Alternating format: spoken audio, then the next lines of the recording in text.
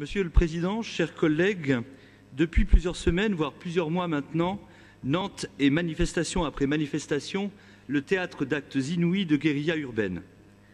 Infiltrés dans les manifestations contre la loi travail, des casseurs, pour reprendre le vocable consacré, attaquent les forces de l'ordre, vandalisent les édifices publics, saccagent les établissements bancaires et tout aussi bien les simples commerces. Nantes, où siège notre Assemblée, et qui s'était forgé la réputation de ville où il faisait bon vivre, et donc, aux côtés de Rennes ou de Toulouse, par exemple, l'une des villes françaises les plus fréquemment et gravement victimes d'exactions perpétrées par des bandes aussi violentes qu'organisées. Mais à se contenter de parler de casseurs, la platitude d'une dénonciation risque d'occulter non seulement la spécificité d'une organisation, mais aussi les responsabilités. La réalité, c'est que ces bandes rassemblent des individus d'extrême gauche, des anarchistes, s'auto-désignant parfois comme autonomes ou le plus souvent comme antifa. C'est aussi qu'ils sont rompus aux combats de rue, organisés et entraînés. C'est que les individus qui les composent, comme l'on sait de non-droit, leur servant de base arrière. Mais aussi, ne l'oublions pas, parfois de l'étranger, d'Allemagne ou d'Italie en particulier. C'est enfin que nombre d'entre eux sont identifiés et connus des services de police. Voilà donc ce que sont ces hordes extrémistes ultraviolentes qui sèment le chaos et la désolation dans nos centres-villes. Les victimes de ce chaos, ce sont les riverains et principalement les commerçants qui sont obligés de fermer leur commerce et voient bien souvent leur outil de travail saccagé, qu'ils reçoivent tout notre soutien.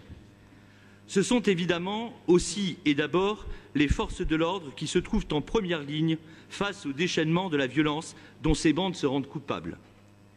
Nous n'avons de cesse de les soutenir aussi et avons dénoncé avec vigueur la campagne honteuse de dénigrement dont elles ont été victimes, à l'initiative de la CGT tout particulièrement, campagne bénéficiant de surcroît de relais médiatiques comme celui d'un site internet d'information qui a prétendu fustiger une imaginaire mécanique de la répression.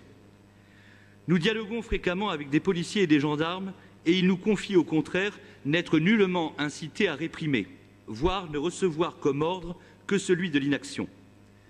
Comment ne pas considérer alors le traitement de cette violence par le gouvernement comme relevant d'une stratégie irresponsable de pourrissement?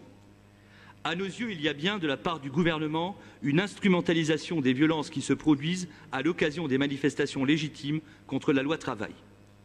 Ces violences lui permettent d'étouffer le débat de fond, de détourner l'attention de l'opinion publique de l'essentiel, à savoir le saccage par cette loi du droit du travail, et de tenter de discréditer un mouvement populaire dont je tiens à souligner une nouvelle fois la légitimité.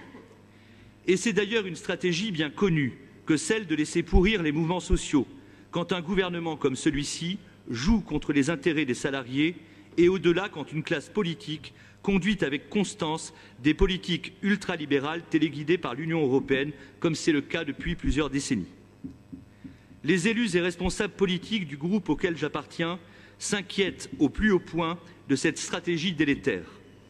Faudra-t-il attendre que, face à la faiblesse consentie de l'État et de surcroît en situation d'état d'urgence, il y ait de plus en plus de blessés parmi les fonctionnaires de police, de plus en plus de commerçants victimes, que des milices d'autodéfense se forment, que la paix sociale soit à ce point compromise que pèsent les menaces les plus graves sur le pacte républicain lui-même? Je forme donc le vœu que cette Assemblée, unie et d'une seule voix, en appelle clairement et résolument à l'État, qu'elle le rappelle à sa mission fondamentale de maintien de l'ordre. Qu'en le mettant en garde contre le dévoiement que constituerait une restriction du droit constitutionnel à manifester, elle lui rappelle que c'est à lui qu'il incombe, en dehors des cortèges, d'assurer la sécurité des manifestations publiques. Que ceux qui agissent contre le mouvement social par les violences qu'ils commettent soient systématiquement arrêtés, poursuivis et sévèrement condamnés par la justice. Que les milices autoproclamées antifa, mais dont les agissements et méthodes relèvent du véritable fascisme, soient une fois pour toutes interdites et dissoutes, comme nous le demandons en vain depuis des années. Que se fasse jour la volonté politique d'évacuer la ZAD, qui défie de façon intolérable l'état de droit et sert de base arrière à ces groupes ultraviolents déferlant à l'occasion sur nos centres-villes. Je forme enfin le vœu, et il sera d'autant plus audible en ce jour historique pour les peuples d'Europe, le veut donc que l'État recouvre l'ensemble des pans de sa souveraineté confisqués par l'Union européenne, de sorte à ce que l'on cesse d'organiser la casse du droit du travail sous l'impulsion des directives de l'UE, de sorte à abandonner ce projet insensé d'aéroport nourri notamment par le contre-modèle d'une Europe des méga-régions, de sorte enfin à pouvoir interdire l'entrée sur le territoire de ceux qui y pénètrent pour y semer le chaos. Je vous remercie.